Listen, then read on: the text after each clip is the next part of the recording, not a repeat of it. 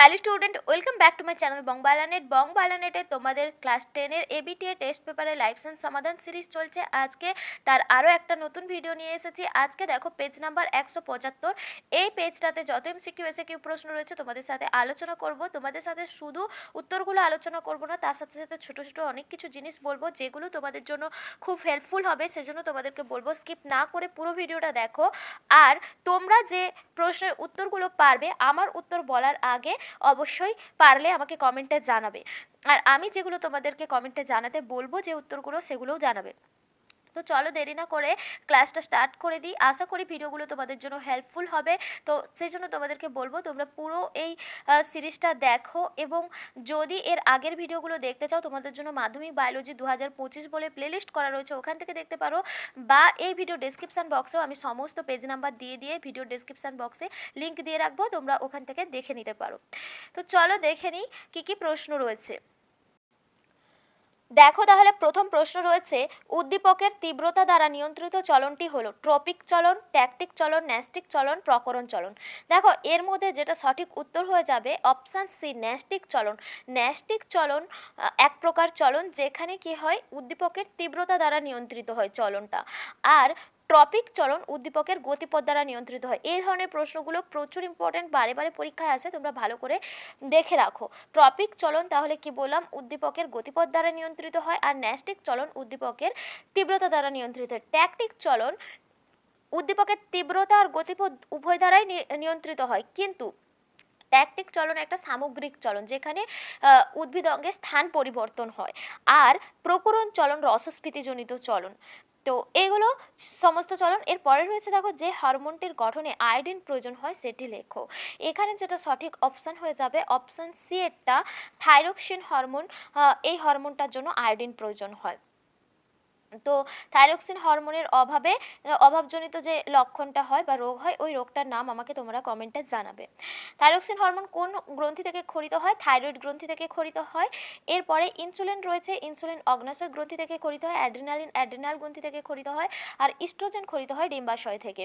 তো কোন হরমোনটা কোন গ্রন্থি থেকে ক্ষরিত হয় এটা বলে দিলাম। তো এরপরে রয়েছে দেখো 3 প্রশ্নটা, যে কোন দুটি শর্ত সাপেক্ষে প্রতিবর্তক ক্রিয়া? কোন দুটি শর্ত সাপেক্ষ প্রতিবর্তক ক্রিয়া? এখানে 4টে অপশনের মধ্যে 2টো অপশন ঠিক হবে, কারণ এখানে বলেই দিয়েছে কোন দুটো শর্ত সাপেক্ষ প্রতিবর্তক ক্রিয়া। শর্ত সাপেক্ষ মানে যেগুলো আমাদেরকে অর্জন করে নিতে হয়, সেই ধরনের শর্ত মানে অর্জন করতে হয় বলে এগুলোকে শর্ত সাপেক্ষ প্রতিবর্তক ক্রিয়া বলা হচ্ছে। এখানে দেখো অপশনগুলো দেওয়া রয়েছে, মোবাইল ফোনের নম্বর মুখস্থ বলা, খিদের সময় শিশুর কাঁদা, সাইকেল চালানো, কাশি। দেখো এর মধ্যে মোবাইল ফোনের নম্বর মুখস্থ করা, নম্বর কিন্তু আমরা একবার দেখলেই সেটা আমাদের মনে থেকে যায় না, সেটা আমাদেরকে বারবার 2-3 বার 10 বার দেখলে আমাদের সেটা মুখস্থ হয়ে যায়। এই যে অভ্যাস করা হচ্ছে এটা শর্ত সাপেক্ষ প্রতিবর্তক ক্রিয়া। আরেকটা রয়েছে দেখো সাইকেল চালানো। সাইকেল কিন্তু আমরা সাইকেল নিয়ে বেরোলেই সাইকেল চালাতে পারি না, তো সাইকেলটা আমাদেরকে শিখতে হয় কিছুদিন, তো শিখতে পারলেই আমরা তখন সাইকেল চালাতে পারি। তো এই দুটো এখানে শর্ত সাপেক্ষ প্রতিবর্তক ক্রিয়া। আর খিদের সময় শিশুর কাঁদা, কাশি, এগুলো কিন্তু অটোমেটিক, এগুলো জন্মগত প্রতিবর্তক ক্রিয়ার মধ্যে পড়ে। এরপরে রয়েছে স্থান পরিবর্তনে অক্ষম প্রাণী। এর মধ্যে কোন প্রাণীটা স্থান পরিবর্তনে অক্ষম? এটা হয়ে যাবে স্পঞ্জ। নেক্সট রয়েছে দেখো, কোষ বিভাজনের যে দশায় ক্রোমোজোমগুলি স্পষ্টভাবে দেখা যায় ও গণনা করা যায় সেটি কি? ক্রোমোজোমগুলো স্পষ্টভাবে দেখা যায় এবং গণনা করা যায়, এটা যেটা সঠিক উত্তর হয়ে যাবে এটা হবে অপশন ডি এরটা, মেটাফেজ দশায়। এরপরে রয়েছে দেখো, কোন প্রকার জনন প্রকরণ ও অভিব্যক্তির সহায়ক? এখানে প্রকরণ আর অভিব্যক্তির যে সহায়ক বলেছে, 6 প্রশ্নটার সঠিক উত্তর হয়ে যাবে প্রকরণ মানেই সেখানে কি হবে, নতুন নতুন বৈশিষ্ট্যের উদ্ভব করবে। তো নতুন নতুন বৈশিষ্ট্য একমাত্র দেখা যায় যৌন জননের ক্ষেত্রে, তো সেই কারণে এখানে অপশান তোমাদের সিএরটা হয়ে যাবে সঠিক আনসার 6টা। এরপরে 7 প্রশ্ন রয়েছে দেখো, সঠিক পর্যায়ক্রম কোনটি? তো এখানের মধ্যে তোমাদের মাইক্রো প্রোপাগেশন যে পদ্ধতি, মাইক্রো প্রোপাগেশন পদ্ধতিতে কোন কোন পর্যায়ক্রম দেখা যায় সেটা তোমাকে বলতে হবে। এখানের মধ্যে সঠিক উত্তর হয়ে যাবে অপশান ডি এরটা, এক্সপ্লান্ট। এক্সপ্লান্ট থেকে ক্যালাস উৎপন্ন হয়, ক্যালাস থেকে এমব্রয়েড উৎপন্ন হয়, সেখান থেকে প্লান্টলেটস উৎপন্ন হয়। এরপরে 8 প্রশ্ন রয়েছে, সুপ্রজনন বিদ্যা বা বংশগতি জনন কাকে বলে? বংশগতি জনন বলা হয় বিজ্ঞানী মেন্ডেলকে। এরপরে রয়েছে দেখো, একটি শঙ্কর হলুদ গোলাকার বীজযুক্ত মটর গাছের জিনোটাইপ কোনটা হবে? শঙ্কর হলুদ এখানে যেহেতু চেয়েছে, শঙ্কর হলুদ আর গোলাকার। তো সেই কারণে যেগুলো দেখো দুটোই বড় ওয়াই রয়েছে আর বড় আর রয়েছে, তো ওইগুলো কিন্তু শঙ্করের মধ্যে পড়বে না। আর যেটা ছোট আর রয়েছে, ছোট আর তো কুঞ্চিতর বৈশিষ্ট্য, সেজন্য ওটাও হবে না। অপশান ডি এরটা হয়ে যাবে এখানে সঠিক আনসার, বড় ওয়াই বড় আর ছোট আর, এটা শঙ্কর হলুদ আর গোল। এরপর রয়েছে মানুষের বর্ণান্ধতার জন্য দায়ী জিনটির বৈশিষ্ট্য লেখো। তো এখানে 10-এর প্রশ্ন দিয়েছে মানুষের বর্ণান্ধতার জন্য দায়ী জিনের বৈশিষ্ট্য। তো এখানে কি হয়ে যাবে, বর্ণান্ধতা জিনটা এক্স ক্রোমোজোমে থাকে আর এটা একটা প্রচ্ছন্ন জিন ঘটিত রোগ, এটা অপশন সি হয়ে যাবে। 11 প্রশ্ন রয়েছে পৃথিবী সৃষ্টির সময় যে গ্যাসটি ছিল না, অক্সিজেন গ্যাস। 12 প্রশ্ন কোনটি প্রাকৃতিক নির্বাচনের সঙ্গে সংশ্লিষ্ট নয়, এটা হয়ে যাবে অঙ্গের ব্যবহার অপব্যবহারের সূত্র। এটা ল্যামার্ক এই তত্ত্বটা দিয়েছিলেন, সেই জন্য কিন্তু এটা প্রাকৃতিক নির্বাচনের সঙ্গে সংশ্লিষ্ট নয়। বাকিগুলো দেখো, জীবের অত্যধিক হারে প্রজনন, জীবন সংগ্রাম, যোগ্যতমের উদ্বর্তন, এগুলো সবই কিন্তু প্রাকৃতিক নির্বাচনের সঙ্গে সংশ্লিষ্ট, কারণ এগুলো সবই ডারউইনের মতবাদ। আর ডারউইনের মতবাদের সিদ্ধান্তটা হচ্ছে প্রাকৃতিক নির্বাচন।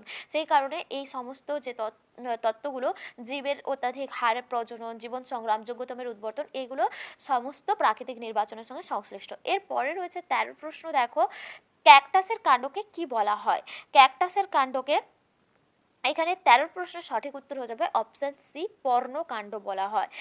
অর্থাৎ এদের যে মানে পর্ণকাণ্ড, এদের কাণ্ডটা রসালো স্ফীত হয়, তো সে কারণে এগুলোকে পর্ণকাণ্ড বলে। এরপর রয়েছে ব্ল্যাক লাং রোগের কারণ। ব্ল্যাক লাং রোগের কারণ হচ্ছে কার্বন কণা। ব্ল্যাক লাংকে আরেকটা নামে জানা হয়, সেই নামটা তোমরা জানলে আমাকে কমেন্টে জানাবে। এরপর রয়েছে দেখো ভারতে যে জাতীয় উদ্যান সর্বপ্রথম স্থাপিত হয় সেটা কোনটা। তো এর মধ্যে 15 প্রশ্নের সঠিক উত্তর হয়ে যাবে এটা করবেট জাতীয় উদ্যান। আচ্ছা, করবেট জাতীয় উদ্যানটা কোথায় অবস্থিত সেটা তোমরা আমাকে কমেন্টে জানাবে। এরপরে রয়েছে দেখো 2 দাগের প্রশ্ন, বন চাড়ালের পার্শ্বপত্রকে ড্যাশ চলন দেখা যায়, এটা প্রকরণ চলন হয়ে যাবে, উত্তর হয়ে যাবে প্রকরণ। নেক্সট রয়েছে দেখো ড্যাশ হরমোনের অভাবে বংশগত খর্ব উদ্ভিদের পর্বমধ্য দৈর্ঘ্যে বৃদ্ধি পায়, এখানে হয়ে যাবে এটা জিব্রেলিন। জিব্রেলিন হরমোনের প্রভাবে বংশগত খর্ব উদ্ভিদের পর্বমধ্য দৈর্ঘ্য বৃদ্ধি পায়। পুং গ্যামেট ও স্ত্রী গ্যামেটের অটোজোম সংখ্যা, পুং গ্যামেট যেহেতু এখানে বলেছে, তো গ্যামেটে সবসময় হ্যাপ্লয়েড সংখ্যক ক্রোমোজোম থাকে, সেই কারণে এখানে অটোজোমের সংখ্যা হয়ে যাবে 22টা। এরপরে রয়েছে দেখো একই জিনের বিভিন্ন রূপকে কি বলা হয়, একই জিনের বিভিন্ন রূপকে অ্যালিল বলা হয়, অ্যালিল। নেক্সট রয়েছে দেখো পতঙ্গের পা ও মানুষের পা এক প্রকার কি অঙ্গ, এটা হয়ে যাবে সমবৃত্তি অঙ্গ, কারণ এদের কাজ একই, কিন্তু মানে পতঙ্গের পায়েরও চলাফেরা করা কাজ, মানুষেরও গমন করা কাজ, কিন্তু এদের উৎপত্তি একই রয়েছে, সে কারণে এগুলো সমবৃত্তি অঙ্গ। জীববৈচিত্র্যের সর্বাধিক প্রাচুর্যযুক্ত অঞ্চলকে কি বলা হয়, এটা লিখবে হটস্পট বলা হয়, হটস্পট। তো এইগুলো ছিল শূন্যস্থান পূরণ। এর পরে রয়েছে দেখো সত্য মিথ্যা নিরূপণ। কি বলেছে, ক্রোমোজোমের শেষ প্রান্তে সেন্ট্রোমিয়ার থাকলে সেটি অ্যাক্রোসেন্ট্রিক ক্রোমোজোম, এটা হয়ে যাবে মিথ্যা, কারণ ক্রোমোজোমের শেষ প্রান্তে সেন্ট্রোমিয়ার থাকলে সেটাকে টেলোমিয়ার বলা হয়, অ্যাক্রোসেন্ট্রিক বলা হয় না। আমাদের সুষুম্না স্নায়ুর সংখ্যা 31 জোড়া, এটা সঠিক। উদ্ভিদের অযৌন জননের একক গ্যামেট, আচ্ছা যৌন জননের একক গ্যামেট হয়, অযৌন জননের একক গ্যামেট নয়, সেজন্য এটাও মিথ্যা, ভুল হয়ে যাবে। মায়োপিয়া ত্রুটি সংশোধনের জন্য অবতল লেন্স যুক্ত চশমা ব্যবহার করা হয়, এটা সত্য। এরপরে রয়েছে অভিযোজনের ফলে অভিব্যক্তি ঘটে, এটাও সত্য। মহিলারা হেটারোগ্যামেটিক হয় না, হোমোগ্যামেটিক হয়, সেজন্য এটা মিথ্যা। এরপরে এ স্তম্ভ বি স্তম্ভ রয়েছে দেখো অন্ধবিন্দু। অন্ধবিন্দু কি হবে, এখানে রেটিনা আর অপটিক স্নায়ু সংযোগস্থলে অন্ধবিন্দু দেখা যায়। সাইটোকাইনেসিস কোষপাত গঠন করে। 44A+XY পুরুষ মানুষের ক্রোমোজোম হয় এই ধরনের।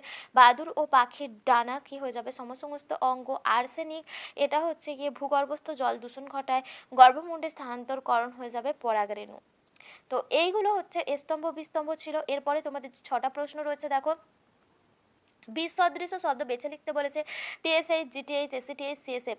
সিএসএফ সেরিব্রো স্পাইনাল ফ্লুইড, মস্তিষ্ক আর সুষুম্না কাণ্ডে অবস্থিত, বাকিগুলো সব হরমোন। এরপরে রয়েছে বিভাজন হয় না এরূপ দুটি প্রাণীকোষের উদাহরণ, তোমরা বলবে লোহিত রক্তকণিকা, সেন্ট্রোজোম, তারপরে এছাড়া নিউরন বলতে পারো, ঠিক আছে। এরপরে রয়েছে ফুলের কোন দুটি অংশ রূপান্তরিত হয়ে ফল আর বীজের সৃষ্টি হয়।